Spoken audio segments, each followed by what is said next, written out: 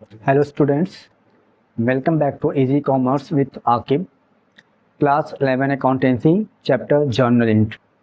तो अब तक हम लोगों ने जर्नल का up to question number 3 solve कर लिया है। अब नया टॉपिक आ रहा है, वो टॉपिक क्या है? डिस्काउंट। ठीक, अब आपको मालूम है डिस्काउंट होता क्या है। डिस्काउंट टोटल दो तरह के होते हैं, दो टाइप्स इसके। एक ट्रेड डिस्काउंट और दूसरा क्या है? Cash discount. ट्रेड डिस्काउंट की अगर हम बात करें तो ट्रेड डिस्काउंट जो होता है वो हमें प्रोडक्ट पर मिलता है। ट्रेड डिस्काउंट हमें प्रोडक्ट पर मिलता है, लेकिन कैश डिस्काउंट जो होता है वो हमें कैश पे मिलता है। पहला point. Second point is trade discount हम लोग बुक्स में रिकॉर्ड नहीं करते हैं, लेकिन बात अगर कैश डिस्काउंट की करें तो कैश डिस्काउंट आपका जो होता है वो बुक में रिकॉर्ड होता है। ये बुक में रिकॉर्ड नहीं होगा, लेकिन ये बुक में रिकॉर्ड होगा। ये जो होता है प्रोडक्ट पे मिलता है और ये कैश पे मिलता है।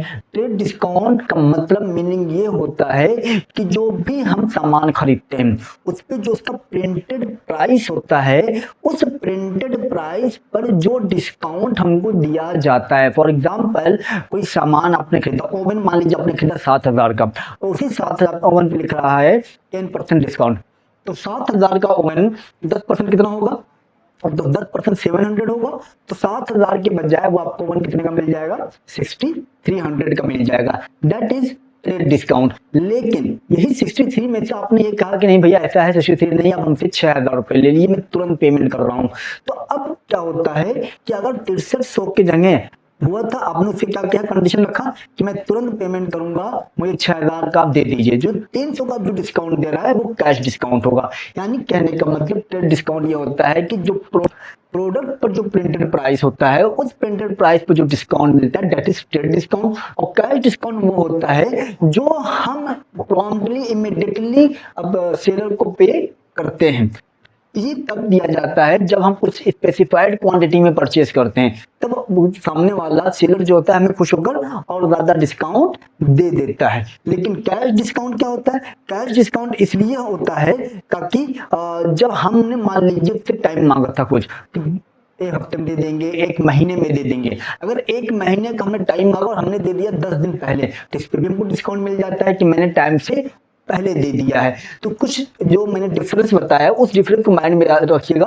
मेन चीज तो ये रखिए कि इसको फर्स्ट ये माइंड में रखिए कि ये जो मिलता है वो किस पे मिलेगा? प्रोडक्ट पे मिलेगा। लेकिन ये जो मिलेगा वो किस पे मिलेगा?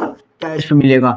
इसका अगर दूसरे नंबर की बात करें, ये रिकॉर्ड नहीं होता है, लेकिन इसकी बात करें तो ये रिकॉर्डेड होता है। इसको रिकॉर्ड करना पड़ेगा। ठीक, और दूसरी चीज, इसको ये इसलिए दिया जाता है ताकि सामने वाले को ये लगे कि हमारा कुछ पैसा बच रहा है। ये मेन पर्पस यही होता है कि सामने वालों को ये लगे कि हमारा पैसा कुछ बच रहा है। और ये इसलिए दिया जाता है ताकि हम अपने कस्टमर को इनकरेज करें, तो वो हमारे शॉप पर और ज्यादा आएगा और हमसे और ज्यादा सामान खरीदेगा।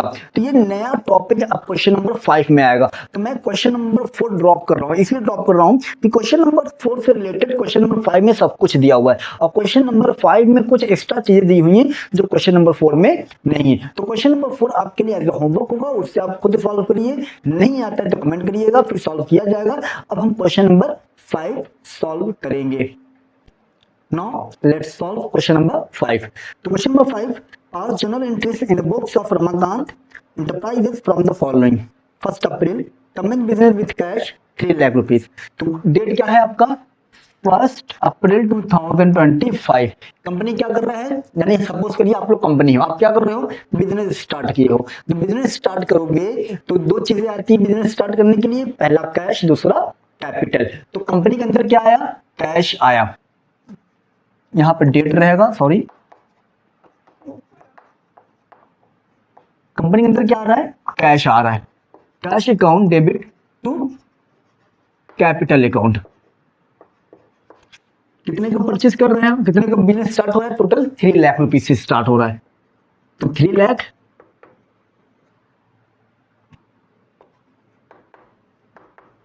नाउ यहां पर क्या लिखाएगा? नरेशन होगा। नरेशन में आपको मैंने बताया, लेकिन फिर मैं बता दे रहा हूं क्या लिखेंगे आप एक बार और। Being business started with cash. ये सीख लीजिए आप लोग, क्योंकि अगर ये नहीं लिखेंगे बोर्ड एग्जाम में ये लिखना पड़ता है, अगर नहीं लिखेंगे तो इसका नंबर कटेगा। Now next question point is purchase goods from Subhash 60,000। Date आपका क्या है सर? सेकंड डेट है। अब कंपनी क्या कर रहा है? दो चीजें मैंने क्या बोला, हर ट्रांजेक्शन में मिनिमम दो अकाउंट आएंगे ही आएंगे, हर ट्रांजेक्शन में दो एस्पेक्ट्स होंगे ही होंगे, दो से ज्यादा हो सकते हैं। अगर ये मान लीजिएगा दो से अगर ज्यादा आ गया, जैसे अभी देखिए यहाँ पर दो ही चल रहा है ना, तो दो आ रहा है तो कोई इश्यू नहीं है, लेकिन दो से अगर ज्यादा आएगा तो उसे हम कंपाउंड जर्नल एंट्री बोलते हैं। ये एमसीक्यू के लिए क्वेश्चन बता रहा हूं मैं, तो कंपाउंड जर्नल एंट्री बोलते हैं अगर दो से ज्यादा अगर एंट्री आ जाए। कंपनी क्या कर रहा है? गुड्स परचेज कर रहा है, तो एक अकाउंट तो परचेज का मिल गया, दूसरा कौन है? सुभाष है। कितने का परचेज किया? टोटल 60,000 का परचेज किया। अब देखिए परचेज आपके लिए क्या है? एक्सपेंस है, नॉमिनल अकाउंट। ये क्या है? Personal account. इनका रूल क्या करता है कि जितने भी एक्सपेंसेस होंगे वो डेबिट होंगे। तो कंपनी के लिए परचेज क्या है? ऑलरेडी एक्सपेंस है, तो इसको क्या करोगे? डेबिट करोगे। लेकिन पर्सनल अकाउंट क्या कहता है कि अगर रिसीवर है तो डेबिट करो, गिवर है तो क्रेडिट करो। लेकिन हम लोगों ने सुभाष से खरीदा है, तो सुभाष के पास से माल जा रहा है या सुभाष के पास माल आ रहा है? तो जाहिर सी बात है जहां माल खरीदेंगे सुभाष के पास से माल गया, तो ये क्या है? गिवर है, तो गिवर को क्या किया जाता है? क्रेडिट किया जाता है। जनरल एंट्री क्या बन जाएगा? जनरल एंट्री आपका पास हो जाएगा purchase account debit to Subhash. General narration क्या लिखेंगे आप? Being goods purchased from Subhash. आप ये भी लिख सकते हो या फिर ये भी लिख सकते हो being good purchased on credit. कितने का? 60,000। Now next date is for sold goods to Ramnath 40,000। अब देखिए अब इसमें दो अकाउंट कौन से आ रहे हैं? एक तो सेल आया, दूसरा क्या आ रहा है? रामनाथ आ रहा है। अब रामनाथ तो नाम है, ये मालूम आपको क्या है? Personal account. सेल का मतलब बेचना, कंपनी बेचेगा तो कंपनी को क्या मिलेगा? पैसा मिलेगा, तो ये कंपनी के लिए इनकम होता है। तो इस हिसाब से ये क्या है? नॉमिनल अकाउंट है। तो कंपनी के लिए अगर ये इनकम है तो according to nominal account income को क्या किया जाता है? क्रेडिट किया जाता है। कौन कहता है कि रिसीवर होंगे या गिवर होंगे? तो हम लोगों ने क्या किया है? सामान बेचा, किसको? रामनाथ को। तो रामनाथ क्या कर रहा है? रिसीव कर रहा है कि दे रहा है? तो रामनाथ के पास क्या जा रहा है? माल जा रहा है, तो रामनाथ क्या हो गया? रिसीवर हो गया। तो इस हिसाब से according to personal account Ramnath को क्या करोगे? डेबिट करोगे। तो डेट आपका 4 है 2025। एंट्री क्या बन जाएगा? रामनाथ रिसीवर है, तो Ramnath debit to sales account. ये देखिए उधार बिक रहा है ये भी, क्योंकि इसके बाद में पैसा लेना है हम लोगों को। बीइंग और कितने का बिक रहा है सब ध्यान रखिएगा, क्योंकि हो सकता है हम जब पैसा देंगे या पैसा लेंगे तो डिस्काउंट का रोल आएगा, क्योंकि डिस्काउंट वाला टॉपिक चल रहा है। तो being goods sold to Ramnath, amount is 40,000। Now next date is date 6। Ramnath return defective goods. अब क्या हो रहा है डेट 6 में कि हम लोगों ने रामनाथ को सामान बेचा था। जब रामनाथ को सामान बेचा टोटल 40,000 का, लेकिन उसमें से कुछ सामान खराब निकल गया, तो भाई रामनाथ तो अपने पास रखेगा नहीं, क्योंकि हर इंसान चाहता है कि मैंने जब पैसा पे किया है तो मुझे सामान भी अच्छा मिलना चाहिए। तो रामनाथ ने जब देखा तो 40,000 के सामान में से 2,000 का सामान क्या था? डैमेज था, खराब था, डिफेक्टिव था। तो रामनाथ अपने पास रखेगा? आप होते क्या करते हैं? आप भी अगर ऑनलाइन शॉपिंग करते होंगे, ऑनलाइन कपड़े मंगाते होंगे या कोई सामान मंगाते होंगे, गैजेट वगैरह मंगाते होंगे, तो क्या अगर आपके अकॉर्डिंग अगर ना निकले तो आप क्या करते हो? तुरंत रिटर्न करके पैसा वापस लेते हो। उसी तरीके से रामनाथ भी क्या करेगा? पैसा रिटर्न कर रहा है, तो रिटर्न करेगा तो कंपनी के लिए कौन सा रिटर्न कहलाएगा? कंपनी के लिए कहलाएगा सेल्स रिटर्न। क्यों? क्योंकि कंपनी ने रामनाथ को बेचा था, तो बेचा हुआ माल हमारे पास वापस आ रहा है, यानी जो माल हमने बेचा था वही माल कंपनी में वापस आया, तो दैट इज सेल्स रिटर्न। दूसरा रामनाथ ही है। और ये सेल्स रिटर्न कंपनी के लिए क्या है? लॉस है, नुकसान है। क्यों? क्योंकि माल हमारा आया, अब हमें दोबारा पैसा देना पड़ेगा, पैसा हमारे पास से जाएगा। तो अब ऐसे मतलब क्या होगा, अब ऐसे केस में सेल्स रिटर्न नुकसान हो गया तो नॉमिनल अकाउंट कहलाएगा और ये पर्सनल अकाउंट कहलाएगा। किसने वापस किया, रामनाथ ने वापस किया है, तो रामनाथ गिवर हो गया, कंपनी में आ रहा है तो कंपनी के लिए नुकसान है। तो एंट्री क्या बन जाएगा, sales return account debit to Ramnath. ध्यान रखिएगा इसको, एंट्री क्या होगा, being goods returned to us या फिर रिटर्न बाय रामनाथ, जो आपको ठीक पड़े आप वो लिखिए। टोटल अमाउंट कितना लिखाएगा, 2000। अब देखिए हमने बेचा कितने का था, 40,000 का, 2,000 का सामान हमको वापस हमारे पास हम उसने रिटर्न कर दिया, यानी अब उससे हम सिर्फ पैसा कितना लेंगे, 38,000 लेंगे, क्योंकि 2,000 का माल उसने वापस कर दिया है। नाउ डेट इज 10 में देखिए पेमेंट का रूल आ गया। क्वेश्चन आप लोग अपने बुक से मैच कर लीजिएगा। डेट 10 में क्या कह रहा है कि received cash from Ramnath and discount allowed. अब देखिए यहाँ पर क्या कह रहा है, डिस्काउंट अलाउड कितना कह रहा है, अच्छा हमको पैसा रामनाथ से पैसा कितना लेना था, 38,000। क्यों, क्योंकि हमने 40,000 का तो बेचा था, उसने 2,000 का माल वापस कर दिया, तो 2,000 का माल वापस कर दिया है तो 38,000 ही उससे लेना है। लेकिन अब यहाँ पर अगर हम बात करें तो सबसे पहला इसमें जो नाम आ रहा है, पहला कैश, देखिए ध्यान रखिएगा, पहला कैश है, दूसरा रामनाथ है, मैं शॉर्ट में राम लिख रहा हूं। तीसरा क्या कह रहा है कि हमें उससे लेना था 38,000, लेकिन उसने दिया कितना है, सिर्फ 37,400। तो हम बताइए कंपनी के लिए फायदा हो रहा है कि नुकसान, लेना था पूरा 38,000, मिल रहा है 37,400, तो जाहिर बात है कंपनी के लिए क्या है, नुकसान है। यानी कंपनी ने उसको क्या दिया है, डिस्काउंट दिया है, दैट इज कंपनी ने डिस्काउंट अलाउ किया है, कंपनी को मिल नहीं रहा है, कंपनी ने डिस्काउंट दिया है, दैट इज डिस्काउंट अलाउड। जो डिस्काउंट अलाउड होता है कंपनी के लिए नुकसान होता है। यही 3 अकाउंट इसमें है। सबसे पहली चीज, राम क्या कर रहा है, पेमेंट कर रहा है, तो राम गिवर हो गया तो क्रेडिट करेंगे। दूसरा, ये कंपनी के लिए क्या है, नुकसान है, तो नुकसान according to nominal account debit होगा। कंपनी के अंदर आ क्या रहा है, कैश आ रहा है, तो कैश रियल अकाउंट क्या कहते हैं, डेबिट व्हाट कम्स इन। तो जनरल एंट्री क्या बनेगा, cash account debit, discount allowed account debit to Ram, ये बना। तो cash account discount allowed account to Ramnath, debit लिख लीजिए यहां पे। कैश कितना मिला है टोटल, 37,400, नुकसान कितने का हुआ, 600 का, लेना कितना था टोटल, 38,000 रिसीव करना था। एंट्री क्या आप लिख लोगे, being cash received and Ramnath and discount allowed, ये आपका बन जाएगा क्या, नरेशन। यह तो अभी डेट अप टू 10 हो गया। Now next date is 12 and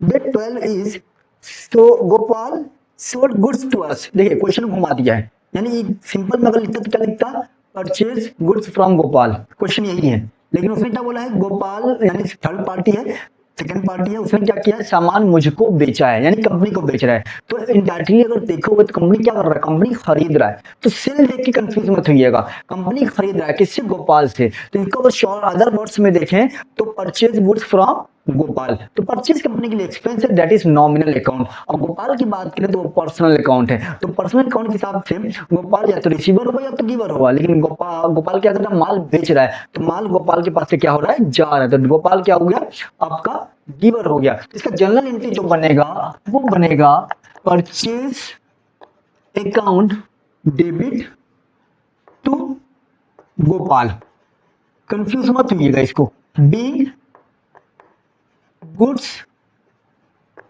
purchased from Gopal, ये आपका बना। अच्छा अमाउंट क्या है, कितने का हम लोग खरीद रहे हैं, टोटल खरीद रहे हैं गोपाल से 40,000 को, तो पेमेंट भी इसको करना पड़ेगा। अब देखते हैं पेमेंट कैसे किया जा रहा है, डिस्काउंट मिल रहा है कि नहीं।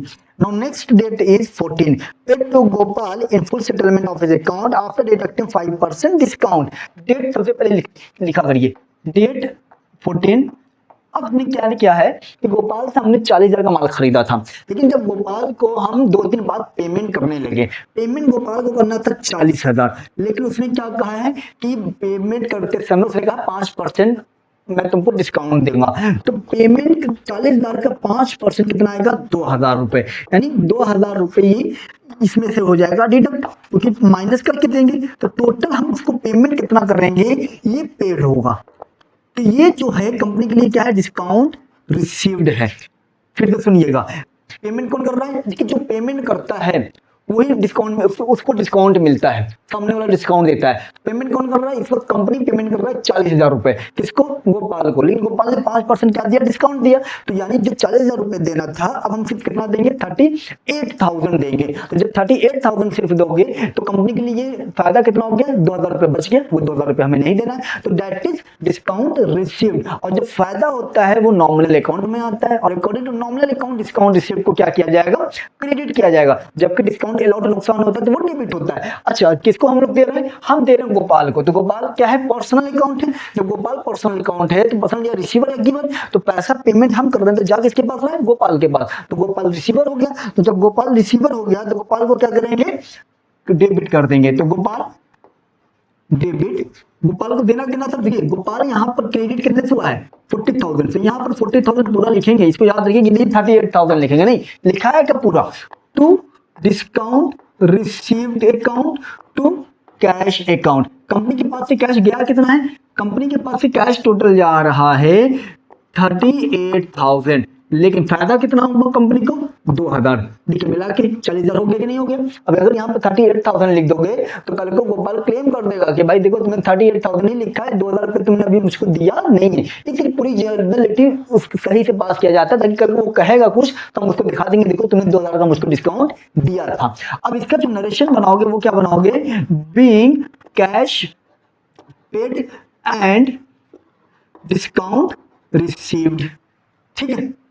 Now next date is 15 paid rent. Paid rent कितना पे कर रहे हैं, 15,000 रुपए। जो पेड रेंट का मतलब क्या है, पेड रेंट का मतलब ये हो गया कि कंपनी क्या कर रहा है, भाड़ा पे कर रहा है। उसके बाद जहां पर हम लोगों ने कंपनी ओपन किया था, जहां पर हम लोगों का कंपनी चल रहा है, वो हम लोगों ने रेंट पे लिया है, भाड़े पे लिया है, अपना नहीं है, तो भाड़ा तो देना पड़ेगा। तो भाड़ा जब देना पड़ेगा यानी रेंट जब देना पड़ेगा तो कंपनी के लिए क्या है, वो एक्सपेंस है। तो rent as a nominal account देखा जाए तो रेंट एक्सपेंस है, तो रेंट एक्सपेंस है तो नॉमिनल अकाउंट के हिसाब से क्या होगा, रेंट डेबिट हो गया। लेकिन जब रेंट पे करोगे in the form of cash पे करोगे तो हमारे पास से क्या जा रहा है, कैश जा रहा है टू कैश अकाउंट। नरेशन क्या हो जाएगा, बीइंग रेंट पेड। नरेशन सीख लीजिएगा, बहुत इंपॉर्टेंट है, या बहुत इजी है, बहुत हार्ड नहीं है। टोटल कितना हम लोग पे कर रहे हैं, 15,000 रुपए रेंट पे किया हम लोगों ने, ये हो गया pay. Now next date is 16 paid rent of Ramakant residence. अब देखिए डेट क्या आ गया, डेट आ गया 16 आ गया। अब क्या कर रहा है कंपनी, कंपनी फिर रेंट पे कर रहा है, ऊपर भी रेंट पे किया, नीचे भी रेंट पे कर रहा है, टोटल 10,000। लेकिन यहाँ पर क्या किया है कंपनी, वहां पर जो रेंट पे किया था वो कंपनी का रेंट पे किया गया था, यानी जहां पर हम लोगों ने ओपन किया था उसका रेंट पे किए थे। लेकिन यहाँ पर जो कंपनी रेंट पे कर रहा है वो अपना ना पे कर बल्कि किसका पे कर रहा है, रमाकांत का पे कर रहा है, यानी पर्सनल पर्पस के लिए आ गया। और जब पर्सनल पर्पस के लिए आ जाएगा उसी को हम क्या कहते हैं, ड्रॉइंग अकाउंट कहते हैं। और ड्रॉइंग हमारा पर्सनल अकाउंट होता है। पर्सनल अकाउंट में कौन सा है, रिप्रेजेंटेटिव अकाउंट। ड्रॉइंग हमेशा डेबिट होता है। जब आप कंपनी ने जब रेंट पे किया रमाकांत का तो कंपनी से क्या जाएगा, कैश जाएगा। तो ऐसे केस में जब जर्नल एंट्री पास करोगे तो क्या होगा, drawing account debit to cash account, ये जर्नल एंट्री बनी। क्या हो जाएगा, being rent paid of Ramakant, amount क्या था 10,000। Now next date is 18। अब 18 में देखिए क्या कह रहा है, purchase goods for cash from Govind for 15,000 at 20% trade discount. मैंने ट्रेंड डिस्काउंट बताया था क्या होता है। यहाँ पे जो आ रहा था ये सब, यहाँ पे जो आया था ये कैश डिस्काउंट था। डिस्काउंट अलाउड जो था वो भी कैश डिस्काउंट था, लेकिन अब यहाँ पर क्या कर रहा है, कंपनी ने सामान खरीदा है। कौन सा डेट है, डेट आपका है टोटल डेट आपका है 18 तारीख, यानी कंपनी क्या कर रहा है 18 तारीख को सामान खरीद रहा है। सामान खरीदने का मतलब परचेज है, परचेज का मतलब क्या है, कंपनी के लिए एक्सपेंस है। एक्सपेंस कौन सा अकाउंट होता है, नॉमिनल अकाउंट होता है। तो according to nominal account purchase को क्या करेंगे, डेबिट कर लेंगे। वेरी गुड, परचेज हमारा डेबिट हो गया। लेकिन खरीद किससे रहे हो, खरीद आप रहे हो गोपाल से खरीद रहे हो, लेकिन गोपाल से जब खरीद रहे हो वो कैश में खरीद रहे हैं, नगद खरीद रहे हो, उधार, सॉरी गोपाल नहीं है गोविंद है, यानी हमने जो सामान खरीदा है गोविंद से वो नगद खरीदा, उधार नहीं खरीदा। यानी गोविंद से हमने खरीदा सामान कितने का, 15,000 का। तो 15,000 का सामान खरीदा यानी हमने बल्क में खरीदा होगा, तो वो खुश होकर हमको क्या दे दिया, 20% ट्रेड डिस्काउंट दे दिया। तो 15,000 का 20% कितना होगा, 15 दूना 30, यानी 3,000 रुपए होगा। यानी 15,000 के सामान में से उसने 3,000 हमको छूट दे दिया, ट्रेड डिस्काउंट दे दिया, जबकि कैश डिस्काउंट नहीं है। दोनों में क्या फर्क है, ट्रेड डिस्काउंट हमें सामान पर मिलता है, कैश डिस्काउंट हमें कैश में मिलता है। ट्रेड डिस्काउंट को रिकॉर्ड नहीं किया जाता है, जबकि कैश डिस्काउंट को रिकॉर्ड किया जाता है। तो ऐसे केस में क्या लिखोगे, परचेज हमारा एक्सपेंस था कंपनी के लिए, दूसरा कंपनी से गया क्या, कैश में खरीद रहे हो, तो कंपनी से क्या जाएगा, कैश गया। कितने का गया, टोटल 12,000। क्यों 15,000 क्यों नहीं लिखा हम लोगों ने, 15,000 इसलिए नहीं लिखाया क्योंकि हमको 20% उसने क्या दिया है, ट्रेड डिस्काउंट दिया है। Being purchase goods for cash at the rate of 20% trade discount. और समझे, वहां पर हम लोगों ने डिस्काउंट रिकॉर्ड किया था, क्यों, क्योंकि वो कैश डिस्काउंट था। यहाँ पर ट्रेड डिस्काउंट है तो ट्रेड डिस्काउंट को रिकॉर्ड नहीं किया जाता है, बस उसको माइनस करके लिख देंगे। 15,000 के बजाय हम लोगों ने 12,000 क्यों लिखा, क्योंकि 3,000 हमको ट्रेड डिस्काउंट मिला था। Now next date is 24/2005। अब इसमें क्या कर रहा है, कंपनी फिर परचेस कर रहा है, किससे, फिर गोविंद से ही सामान खरीद रहा है। कितने का, टोटल 50,000 रुपए का सामान खरीद रहा है। लेकिन 50,000 में गोविंद ने क्या किया है, अब 20% ट्रेड डिस्काउंट दिया है। लेकिन इस वक्त देखिए कैश का नाम नहीं आ रहा है। जब कैश का नाम नहीं आएगा तो इसका मतलब क्या है, कंपनी उधार खरीद रहा है। यानी दो अकाउंट इसमें भी आए, एक तो परचेज, दूसरा गोविंद आया, तीसरा ट्रेड डिस्काउंट आया। ठीक, परचेज कंपनी के लिए क्या है, नॉमिनल अकाउंट, ये पर्सनल अकाउंट है। ये क्या है, एक्सपेंस है। Expense according to nominal account क्या करते हैं हम लोग, डेबिट करते हैं। ये आपका क्या है, गोविंद रिसीवर या गिवर, यहाँ पर गोविंद है गिवर। क्यों, क्योंकि हम सामान इसी से खरीद रहे हैं तो सामान इसके पास से जा रहा है। लेकिन इसकी बात करें तो ये रिकॉर्ड नहीं होगा, no recording is made in favour of trade discount.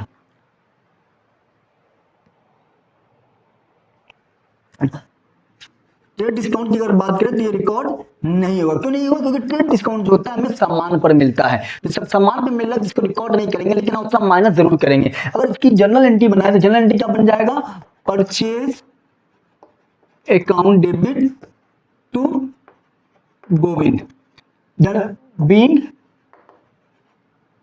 Goods purchased and trade discount received at the rate of 20%।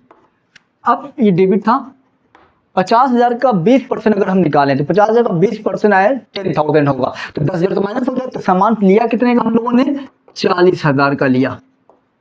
ठीक है, आई थिंक आपको कॉन्सेप्ट आपका क्लियर हो गया होगा। तो यहाँ पर ये क्लियर होगा। Now next date is 24।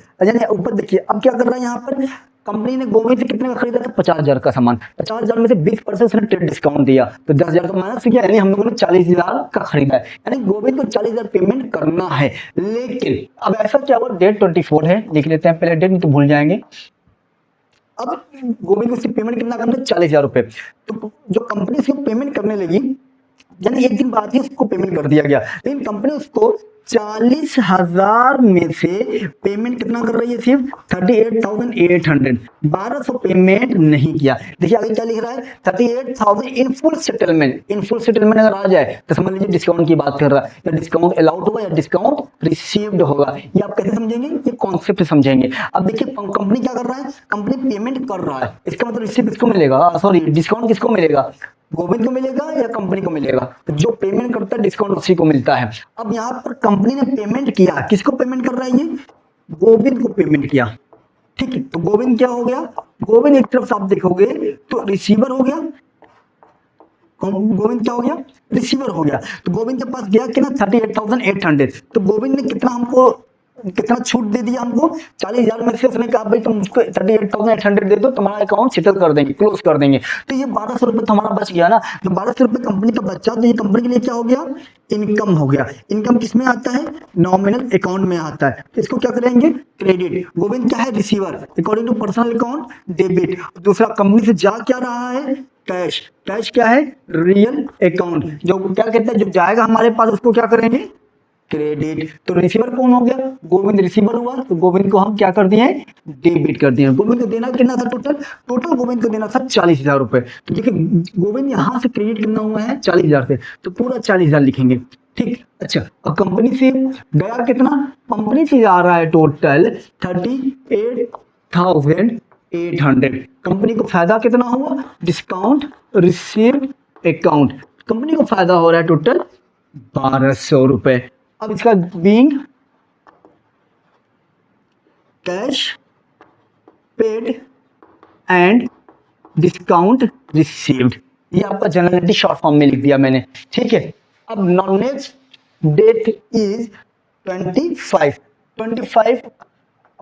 Question देखिए क्या कह रहा है, 25 कह रहा है paid to Subhash 19,200 discount received 800। Subhash को मालूम है, सुभाष दूसरा ट्रांजेक्शन है। जब क्वेश्चन शुरू हुआ था डेट 2 वाला, डेट 2 में क्या था, हम लोगों ने सुभाष से सामान खरीदा था, परचेज गुड्स फ्रॉम सुभाष 60,000 का, लेकिन उसमें सब क्या यहाँ पर क्या कह रहा है कि हम लोगों ने सुभाष को पेमेंट से कितना किया है 19,200 ही पेमेंट किया, अभी पूरा पेमेंट नहीं कर रहे हैं। तो 19,200 सुभाष को पेमेंट किया है, जिसमें से हमको कितना डिस्काउंट मिला, कंपनी को 800 रुपए डिस्काउंट मिला। सेम यही चीज है, बस नाम बदल गया है। तो सुभाष को पेमेंट कर रहे हो तो सुभाष रिसीवर हो गया, तो सुभाष को क्या करोगे, डेबिट। दूसरा कंपनी से क्या जा रहा है, कैश जा रहा है, तो कैश अकाउंट, कंपनी को क्या मिला, डिस्काउंट मिला, डिस्काउंट रिसीव्ड। अमाउंट क्या लिखोगे, अमाउंट आप लिख दोगे बीइंग कैश पे, नरेशन लिख दे रहा हूं मैं, paid and discount received. Subhash को देना कितना था, टोटल 20,000, लेकिन हमारे पास से कैश गया कितना, कैश जा रहा है 19,200, डिस्काउंट हमको कितना मिला 800, ये हो गया इज 30। अब 30 में देखिए क्या क्वेश्चन कह रहा है, देखिए अगर ये आपको क्वेश्चन अच्छे से हो जाएगा, समझ में आ जाएगा, तो क्वेश्चन नंबर 4 भी आप कर लोगे। तो उसको कोशिश करेंगे तभी आपका कॉन्सेप्ट क्लियर होगा, बैठने से कुछ होगा नहीं, आप कोशिश करते रहिए। अगर नहीं आता तो कमेंट करिए, क्वेश्चन पूछिए, किसी भी तरह का हेजिटेशन फील मत करिए। क्वेश्चन नंबर पॉइंट डेट 30 देखिए, पेड वेजेस। पेड वेजेस का मतलब क्या है, कंपनी के लिए वेजेस क्या है, खर्च है, डायरेक्ट एक्सपेंस है, मजदूरी।